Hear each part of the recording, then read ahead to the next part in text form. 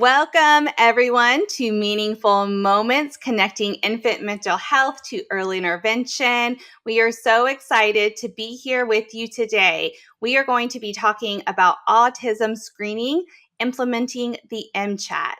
Now, this podcast is a collaborative effort through the Virginia Department of Behavioral Health and Developmental Services, and that is through a contract with the Partnership for People with Disabilities at Virginia Commonwealth University. My name is Lisa Terry. I am an early intervention professional development consultant at Virginia Commonwealth University Partnership for People with Disabilities. I am also endorsed as an infant mental health mentor in research and faculty. I still see kids providing developmental services, and I'm so excited to be here with you today. And Tracy, I'm going to go ahead and let you introduce yourself. Thanks, Lisa. It's such a pleasure to be back with you guys. It feels like it's been a minute.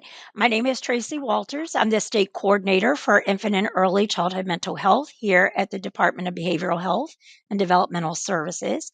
I'm also an infant mental health specialist. So I get to work in that arena, and I am the Virginia Association of Infant Mental Health current president. So I get to have my partner in crime, Lisa, on our board there as well. So lots of good work being done. And I'm so delighted, Lisa, that we have Stephanie with us today.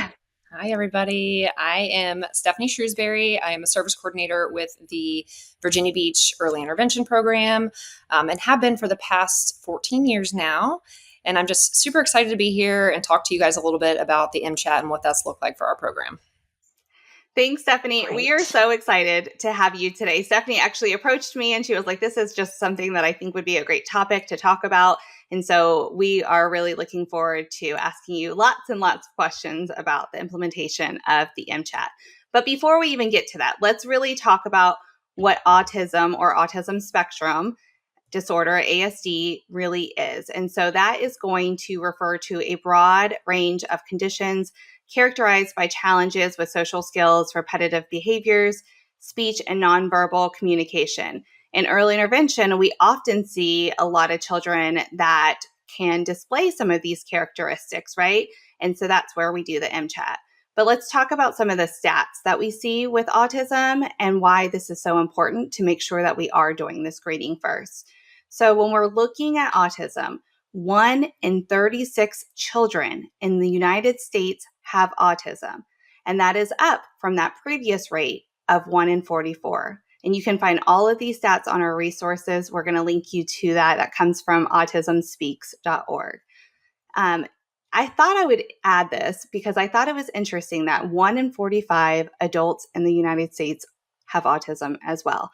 And I didn't realize that it was such a high rate as well. I don't know. Any thoughts about that, Tracy, Stephanie? I'm still stuck on because when I was looking at the current statistics, I remember sitting at another desk and thinking when it was 1 in 63.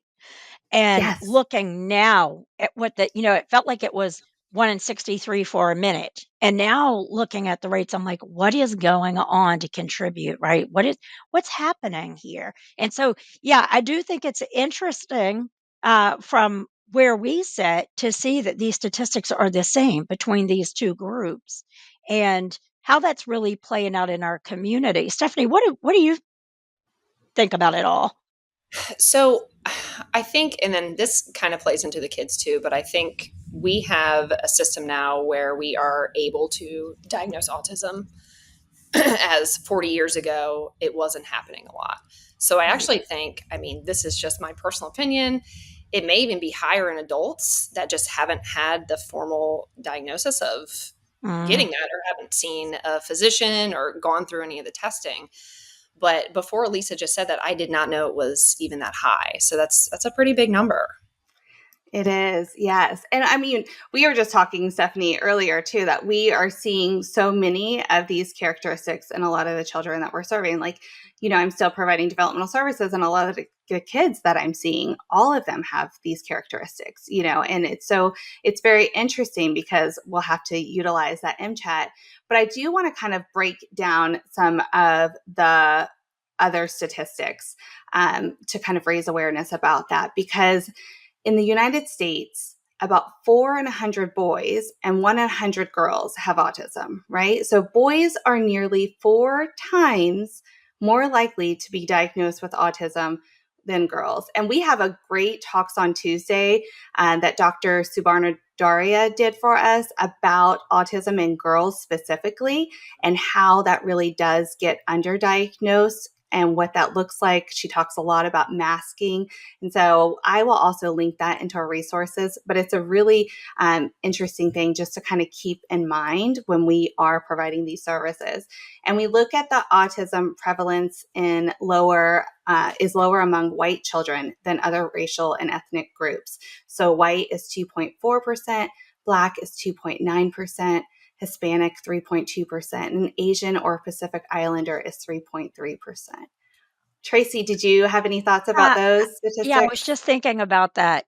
My mind is going to bing around a lot of things, but that masking, right? That idea of masking. And so many times, right, if it's a child who's not being disruptive in the classroom or in the child care center or wherever, that child is spending their day, then it's not an issue, right? We just kind of let it go. We may not get into that intervention piece of doing the test. I don't know, Stephanie, do you see that or? Yeah, so I love the MChat, and obviously we're going to talk a lot more about it and what it's looked like for our program. But doing it with boys versus the girls does look very different because of that masking. So there is kind of a gap there, and there's some things that we need to figure out as a program on how are we going to talk to this family, even though they scored a 0 on the MChat, about moving forward with developmental peds, some of the concerns that we're seeing. Right, exactly. Because a little girl might come up and say, like, here's my baby doll, and do some great pretend play skills, but there still could be other characteristics of autism that we're looking at. So it is really important. But let's go ahead and define the MChat. Tracy, you want to go ahead and define that for us? Yeah, so a good many of you guys may have used the MChat or have read something about it, but it's basically the modified checklist for autism in toddlers, and it's a psychological questionnaire. Stephanie, you're going to be the expert, but I know that it evaluates risk for autism spectrum disorder, and it's generally used for children who are like 16 months to 30 months for that cutoff. It's a 20-question test that's filled out by the parent, and then there's a follow-up portion as well that can be used. So it's really to look at classification for medium to high risk of autism in young children. Is there any other thing that you'd like to point out, Stephanie, about that checklist and what it looks like in real time when you guys are disseminating that? Yeah, in real time, it's actually great because we don't a lot of the questions that are asked in the functional assessment, you can look on it and figure it out. So it's not like you're doing a whole other testing portion. You look at these questions after you've, been with the child for an hour and a half, and you can pretty much figure out what those questions are. We do still prepare the family at the intake and at the assessment. This is what we're completing today so that they know what that's going to look like. I would imagine that prep time, I know for myself as a parent and now as a grandparent, it's really important to kind of understand what's going to be happening, right? Because parents are coming in, they're feeling very anxious, they're feeling very worried. And they just have so many wonderings too about what's happening for their child. And so I can just imagine that you being able to walk them through that, how far that must go with the family just to really put them in a more protective space and let them know that look, we're all going to be looking at this together, Yes. and creating that safe space for them. Yeah, I agree. And I think one of the things that we want to make really clear is that when we're thinking about the MChat, it is only a screener. So this Yes. does not diagnose for autism. So it only screens. And if a child shows a lot of not red flags, a lot of characteristics for autism and they're at high risk, that's when we want to make the referral for them. I was thinking red flags in my head because I was like, I wanted to make a note to make sure that we did talk about that we don't say your child has a lot of red flags. Because as soon as you hear red flags, what do parents usually do? Like, whew, right? You think red, bad. And so it's not a bad thing if a child has those characteristics of autism. And so we want to just kind of reframe how we are saying that and say characteristics of autism. Yes. So let's talk about what this looks like in your program, Stephanie. So who trains everyone to administer that MChat? So each program or each agency, the ones that provide the speech, occupational, and physical therapy, they're supervisors, owners of the programs. They are responsible for training all of their therapists. So if they hire somebody new, that is something that they would train them on before putting them out into the field. Within our program, our developmental specialist supervisor, Jennifer Pagano, she is responsible for training all of our educators. I know people are asking, well, who can do it? What does that look like? Technically, anybody could do it, but within our system, our Virginia Beach early intervention system, we do the PTs, OTs, speech and developmental specialists. Have I done it before? Yes. That's because I've been trained on how to do it. And there was a couple circumstances where there was a new therapist that didn't feel comfortable, and then we had to walk through it. Once you get through the training portion of it, like Tracy said, it's only 20 questions. It's very easy to score. So you know what exactly to look for. There's these 3 questions that you really need to look at, and you can easily figure out if it's low, medium, or high risk. That's great. I'm thinking too, Stephanie, as you're saying that, that training piece is so important, right? And really that quality of training is really key. It really brings something to mind because, as early interventionists and folks who are working in infant and early childhood mental health, right, we're always trying to stay on top of the latest information, right? We're trying to have all of the best tools at our disposal to really support children and families and their growth trajectory. I'm often on calls across the Commonwealth with local system managers and folks from early intervention. Um, and I know that there was a point in some of our work that there seemed to be some confusion about the MChat. And I just want to lean on your expertise with this while I have you captured on the call.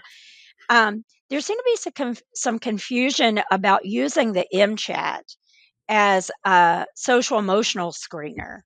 There was a conversation about really looking at recommended social emotional screeners and how needed these are in the work that we're doing.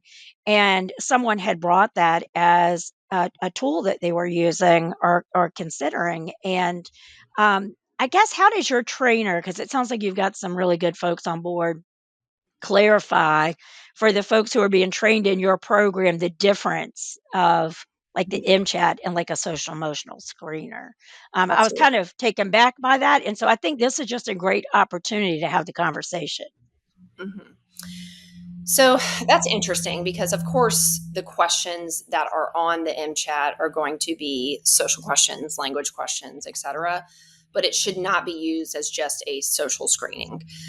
This is a screening that is specifically for autism, and that is what its use is for. Within our program, I'm not sure what the rest of Virginia looks like or other systems in the US. We not only do the ASQ, but we do the ASQ SE, which is the social emotional screen. So we have that as our big social emotional piece. So that is what we rely heavily on to see, before going out for the assessment, what is this child looking like in a social setting? But the MChat itself is used just for that autism screening. Yeah. Thank you for that clarification. And I think listening to you talk about it, I could see where, since the context of the questions is about that social interaction, maybe there's just been that confusion there. What do you think, Lisa? Have you heard that, seeing that? Yeah, and I could see where that misconception can come from, but I think it's really important that when we're thinking about social emotional, we're also thinking about some of those behaviors that might show up that can be impacted from attachment, from trauma that the child has experienced. And so it's way different than those characteristics of autism in that sense, because the environment can play such a role. And so I think when we're looking at the ages and stages questionnaire, social emotional, that's a lot different than the MChat. Yeah, I think also, Lisa, I mean, you bring up such a good point, right? There's a whole host of factors, right, that can, when we're really thinking about a child and thinking about a family, really what comes to play when we're really looking at that, those screeners and assessments. Even thinking about the pandemic, right? I mean, I know a lot of people are like, well, the pandemic's over. Okay, well, there's a lot of residual things still happening for all of us where the pandemic was concerned. And I know I've talked to a lot of people who are like, is this autism, or is this where this child has been isolated and had no play interaction and no Right. social interactions? And so, Stephanie, I'm wondering, what did you see after that? I know we're getting more and more removed, right? But we're still seeing the residual effects of the pandemic. And I'm wondering if you feel like there's a push up in that area for you guys. So I don't have like exact data on this. This is just from Yeah, my personal yeah, caseload and everything. But there was after COVID, after 2020, when we opened back up, we weren't doing things virtually. There was absolutely a spike in speech delays. We would get those, we haven't been out in the community. We haven't been around other kids. We haven't been around anybody, their daycare closed, etc. So I think it was kind of hard to, I would have parents that would say, is this something I should be concerned about? Should we talk to our pediatrician about autism? And this was before we started implementing the MChat. And I think that's why this tool is so important with talking with families about talking to your pediatrician, having that referral to developmental peds, etc. So that's opened up a whole new world for us in making that conversation more comfortable. But like I said, I don't have exact statistics. I'm sure we could go back and have Jennifer McElwee pull up some. But I can say with confidence that all of my coworkers would also say that we saw that spike. We absolutely did. I have to say it's kind of leveling out now. I mean, we still have a lot of speech delay children, but since everyone is back in daycare, back doing summer camps, all of those wonderful things that are great for a child's social emotional development, it's not as prevalent as it was 3 years ago. I do think that's interesting, Stephanie, because even with preschool teachers that I currently work with, what I hear from them a lot is this group of children is different than any other group of children that I've taught. And they say they look different, they respond differently, they interact with each other differently. So, um, I think your reflection about we're getting back to childcare, we're getting back to camps, we're getting back to the things that have been a normalized experience for children. It is so healthy for everybody. Absolutely. Yeah. So, Stephanie, you mentioned like this was like before we started implementing the MChat. So, why did you all decide to start beginning that in your system and implementing that screening? I think for the exact reasons of having those comfortable conversations with families and knowing where to move forward from there. So, the reason why I wanted to come on here and talk to is because when I first started with the program, the word autism scared me. I was like, no way I am talking to families about that. That is not my job. I do not want to hurt their feelings. But as you become more confident and more wanting to make the family aware of things and give them all these resources, you're really doing a disservice if you sweep things under the rug. So that conversation has really changed for me over the past probably like 5 years. And it's just been so much easier with the implementation of the MChat and preparing them for what it's going to look like. I think you touched on a really good point, Stephanie, too, because I do a lot of training around social emotional a lot. And when people tell me that they're having a hard time having these conversations with families and bringing it up, we have to realize that that's our own discomfort, right? This, at the end of the day, it's our job to make sure that we are fully transparent with the families, that we are informing them. What they do with that information is ultimately up to them, right? And I think people can struggle too because families are in different stages of grief in the process of their children having a delay. I think almost all the families that we have coming into early intervention, they are experiencing some form of grief, whether they're accepting it now. We have a lot of families that always will say, like, is this my fault? Did I do this to my child? And so the guilt that they're carrying with them. And so I think, the MCHAT kind of grounds us all where we're on the same page. And this is something that we're doing to inform the family and just be mindful of our own discomfort, right? And remember that. Tracy, did you want to add something? Yeah, there's a podcast that I listen to. The lady's name is Mel Robbins, and one of the things she says is be where your feet are, about being present. It's a reflection about being present. And so I think one of the things that we are really working hard on in early intervention as a system is having those more difficult conversations. I think that we're Right. growing in that direction. And I think before we were hedging around that piece of this stay in your lane, right? Like, I am not an autism expert, therefore I'm not getting into this, or I am scared to have this conversation. I don't want to blow the dreams of these families apart. It's much harder for families to be in limbo. It's much more difficult because by the time they get to us, they already know they need some supports. Like, something is not happening the way that they thought it might go, or someone has said, hey, we need for you to go and get, some testing done. So I think the bravery and the courage of people like Stephanie and other early interventionists to really, one, get yourself the education and the information that you need to be that rock for that family, and to lean into the facts, right? This is what the screener says. Here's the information for you. And then let them take that ball and run. But I do think that has been real growth for early intervention across the Commonwealth. And I don't know, Stephanie, are you experiencing that in your own work? For sure. And I think you guys both nailed it with the personal growth. Like I said, I've changed a lot as a service coordinator over the past 14 years. But I think about the families that myself or other therapists didn't want to bring this up while they were in early intervention. And then to me, that's just a missed year or two of opportunities that if they did get the ASD diagnosis, that they would have been able to have like ABA therapy. So you have to think about the family. This is, if you feel uncomfortable, that's you, but you have to have these conversations with them so that they can prepare. I think as a whole, as our program, I can speak to Virginia Beach, we have done an excellent job of really talking with these families. And it is not something that is swept under the rug anymore.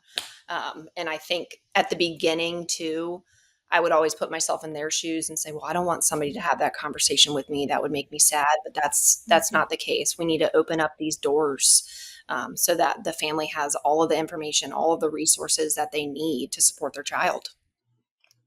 I and I think you're right, Stephanie. I think sometimes the parents just need something. They just need something to hold on to so they can start moving forward, right?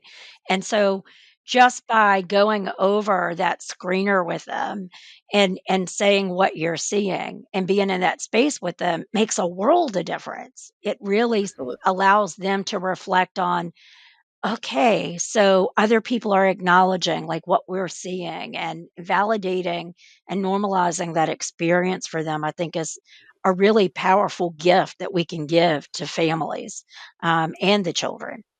Mm-hmm. Right. I was just going to add too. And I think on the other side of it, right, sometimes there's those families that aren't on the same page, or they don't think that their child's delayed, or there could be a cultural component to it, right? Because if they were living in their country, then their child wouldn't have a delay. And so I think that, we just have to be very mindful of the message that we're giving families, how we're talking to them, how we're speaking to them, how we're listening to them, right? Usually when I am completing the MCHAT, like the first thing I'm going to ask a family is, have you heard about autism? Tell me more. Like, what have you heard about it? Is this something that's concerning to you? And it just gives me a little bit more information, and kind of I get some insight onto how they feel, like if they think that their child might have some of those characteristics, or they're like, oh no, I'm not worried. And then sometimes you're in those situations where both parents are on opposite ends, right, of what they think. And so that's why I think that MChat is just so helpful when we are utilizing it, because it's just grounding that conversation. Yeah. And I'm so glad, Lisa, that you're bringing up the cultural piece of this too, right? I mean, I think whatever family that we're working with, we need to meet them where they are, right? And so I Mhm. think getting their understanding is a beautiful way to do that. And also, like, tell me about your child, right? Just tell me about your child. What do they enjoy doing? Taking some time to really not just look at these screeners that's going to give us important information, but what does this child look like in the community? What does this child look like at home in the context of your family? We need to have that information because that really gives that family also an opportunity to share their joy about their child, and we Right. don't want to lose sight of that. And I think that cultural piece that you talk about, we'll have to connect this as a resource. But there's a really beautiful book. It's been written many years ago now, but it's the name of it is When the Spirit Catches You and You Fall Down. And if you haven't read it, it is a beautiful description of a family going through the early intervention process, and essentially how they viewed their child and how a system viewed their child. And so we will Mm. make sure that we link that. And I think the other thing is, many of us in early intervention are probably familiar with that poem, A Trip to Holland. And for so many families, when we're going through the pregnancy, and then we go to the hospital, and then we have the baby, and we have all the celebratory things that go along with the baby. When things start to feel different, or we're wondering about our child's development, we can sometimes find ourselves in a different space and what that's going to look like. And so I think that poem is a beautiful reminder of our journey is very specific to the child we have and what joy can come from that. Have you seen that, Lisa? Yeah, no, I was just gonna like add too, because I was thinking about it, and it brings up a good point too, that when we, like Stephanie, you were mentioning earlier, like this is how I would want it. Would I want somebody saying this to me? And I think, along with that cultural piece, we have to remain aware of our biases, right? Because this is what I think I would want, but there's a reason that you're going to want that information a certain way, or you do or you don't. And so we have to be mindful of what our biases are, because I hear a lot of times just people getting so frustrated because they're like, I just feel like the family doesn't understand how delayed their child is. And it's not our job necessarily to make them feel a certain way, right? But what we do is we just plant the seeds. We just plant the seeds. We give them the information until they're on this journey and they're ready to accept that. I Do you have always think, thoughts? Lisa, yeah, I always think about the kitchen table wisdom. We're the first ripple in the pond. Yes. Right. What we're there to do is share what our reflections are, share what the screener says, right? Share the information with the parent. And a parent may be ready or not ready to receive that information, but we're the first ripple in the pond. And I always say, you throw that you throw that pebble out, and then they may not be ready for it. We hope they are, but it may come later for them that they're ready to accept that information. I mean, what about you, Stephanie, and thinking through that piece with families? Yeah, and once again, the MChat has just made this so much easier because at the Mm, intake, I'm gathering all this information about the child. I don't jump right into that's what, this is what we're going to do. I get to know them a little bit. And then at the end, explain what the assessment's going to look like, what the testing tools that we're using. And I explain in detail that what the MChat is. And some of them are familiar with it because they have had it done at their pediatrician's office. So that's kind of a great, if they have had it done, it's kind of an icebreaker to say, oh, okay, what did you guys talk about at the appointment? But then if they haven't heard about it, we say this is something that is implemented in our program, 16 months to 30 months, no matter what, we will complete that, etc. And like you said, we are the first people that they are talking to about their child having some sort of developmental delay. The way that we present the information with compassion and with support is just as important as the information. It is uber important to read the room and know how this family is feeling about what could possibly come at the assessment. This really goes back to a concept that I love in infant mental health, which is, you know, you can be therapeutic in showing up for a family, right? You can be therapeutic just in your being. You don't have to be a therapist to be therapeutic for a family. And I think that compassionate outreach for a family is so important. And I think sometimes can be a real struggle because when you're doing multiples of these a day, uh, multiple screenings with families and you have families coming in and going out, right? I think one of the things that's really important for us to remember as professionals is this might be the 10th one you've done today, but it's their first. Exactly. It's their first. And it's real deep and real personal to them because that's their baby. So thank you for the reminder about that. Yeah, I think it's really important for us to hold on to that. absolutely. Yeah. Yeah. So let's keep digging into like what this kind of looks like and how you're implementing it. So I know we already talked about the criteria for screening 16 months and older. Are you only completing this at the initial assessment? So we do it at the initial assessment if the child is in between 16 to 30 months. If a child comes in at, say, 10 months for a gross motor delay, but then they have their annual a year later, that's when we would do it if the team is having concerns.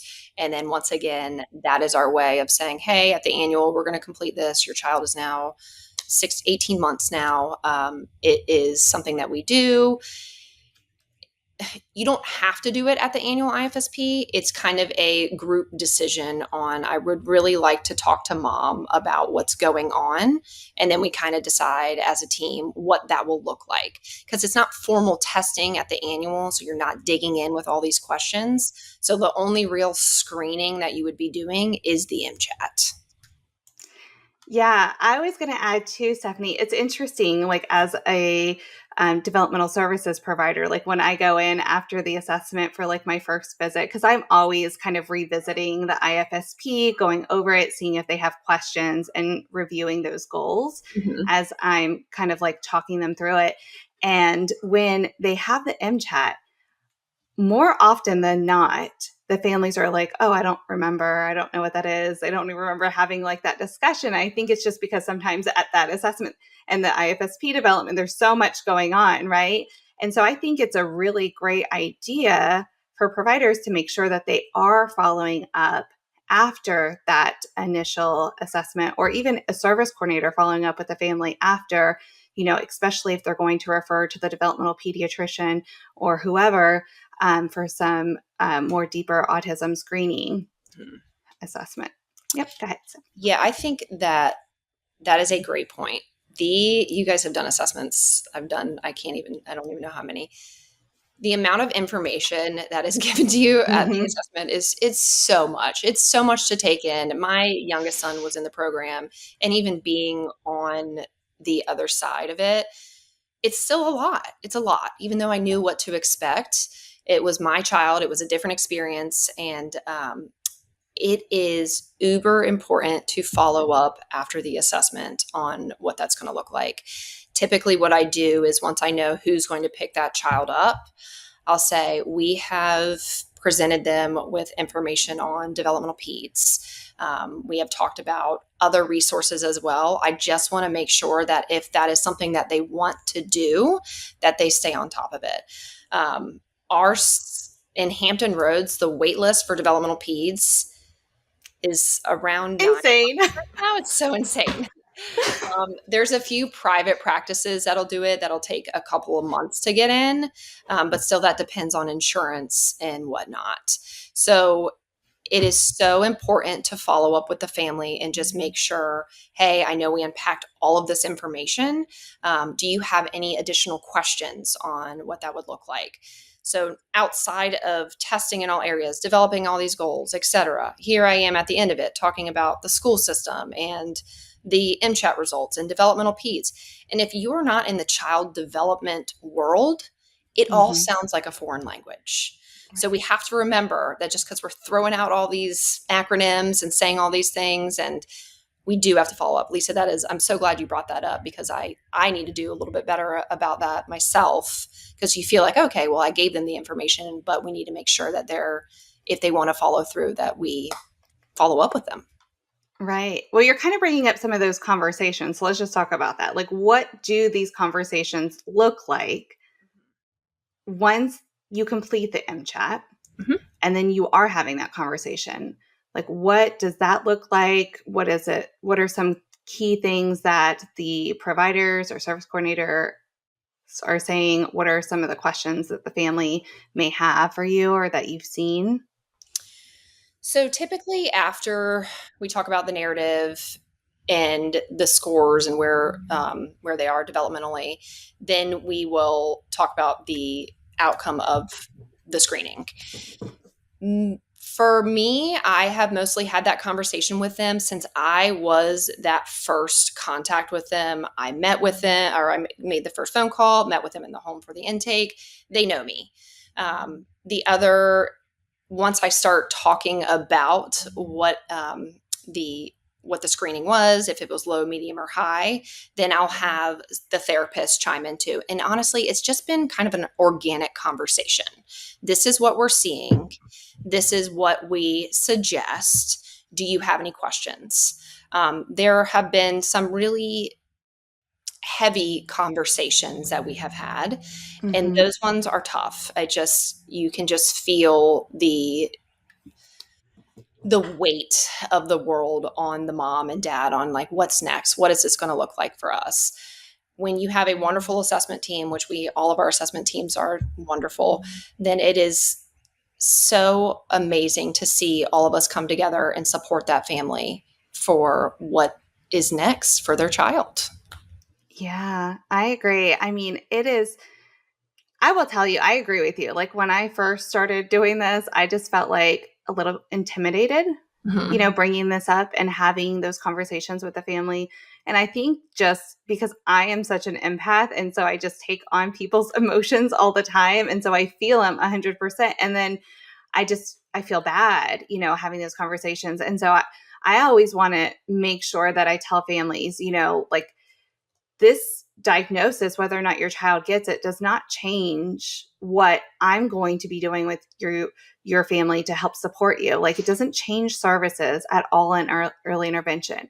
The only thing the diagnosis will do is give you access to additional resources because now they have a formal diagnosis. And so you can get additional resources that your insurance will cover. And I think that's a big thing too, is a lot of families will say, well, what does this look like for us now? If they do go to follow up with developmental peds, they do have the diagnosis. What can you tell me exactly what that's going to look like? And so I just had a wonderful family a few months ago. They came through. He was able to get in developmental peds from a cancellation, and he had a diagnosis within 2 weeks of the assessment, which is unheard of. And she called me. She said, where do we go from here? And I said, where you go from here is what you think is best for your child. There are so many different roads that you can take. There are some families that only go to Part B in the school system after early intervention is done.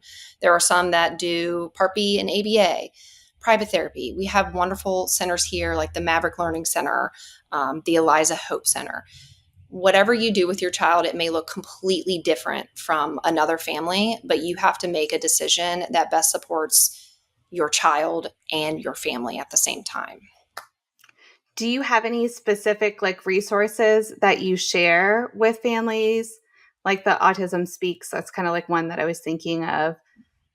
I always get them hooked up with the Autism Society of Hampton Roads, because I feel like that is a great place to meet parents and have other interactions with families that have been in the early intervention system and that have done all of the other things in Hampton Roads, such as, they've worked with a specific ABA provider.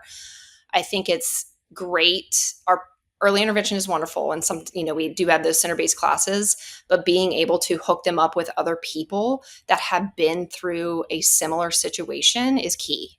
Right. That is really going to help them, guide them on, okay, well, maybe I'll try this and try that, and then figure out what's the best fit. Yeah, I couldn't agree more. So Stephanie, are there any other last things that you want to add about implementing the MChat? Well, there is one thing I want to add that I totally forgot to say at the beginning, but this is not medical advice from me. I am not, qualified to give a diagnosis of autism. This is all from my personal experience and what that has looked like for me as a service coordinator with implementing this screening tool. I think that the biggest thing, as this has opened up a lot of doors to having these sometimes uncomfortable conversations with these families to give their child the best outcome and give them the best support that they can get. I think rewinding a bit back to the female versus male, there are some flaws with the MChat when it comes to that.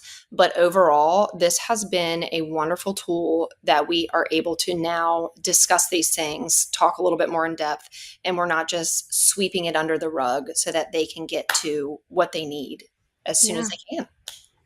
I agree. And I think it's really important to make sure that we are having those conversations. And I just feel like the MChat really does help provide that foundation for us to have these discussions around, like, what are some of the characteristics that we're seeing? And then we can make ultimately the referral for a formal diagnosis for them to get tested. Absolutely. And I think, you just brought up so many good points, and I just appreciate the perspective that you have working in the field and implementing this. And even too, like, your honesty about like where you've been and how far you've come personally as a service coordinator. I think that's really important for people to hear, and even sharing a little bit, as you're going through it as part of your own parenting journey too. Yes, absolutely. So I definitely just appreciate, everything that you've talked to us today about. I just want to let everyone know that all of the resources that we talked about today, they will be added as links. So feel free to check those out. But a huge, huge thank you for Stephanie Shrewsberry for being here today, being our guest speaker, joining us, even approaching us to come up with this idea. If anybody ever has ideas that they think is important that we should talk about on this podcast, and you want to be a guest speaker, or maybe you just have an idea, always feel free to reach out to myself or Tracy. And join us again next time. Please make sure that you subscribe to the podcast on iTunes or Spotify. You can also find our video podcast on YouTube. For more information, you can visit VEIPD's website for resources, tools, and archived webinars. You can also visit VAIM, which is VAIMH, for additional resources. Thank you all so much. Thank you, Stephanie, again for being here. Thank you, Tracy. Yes, thank you.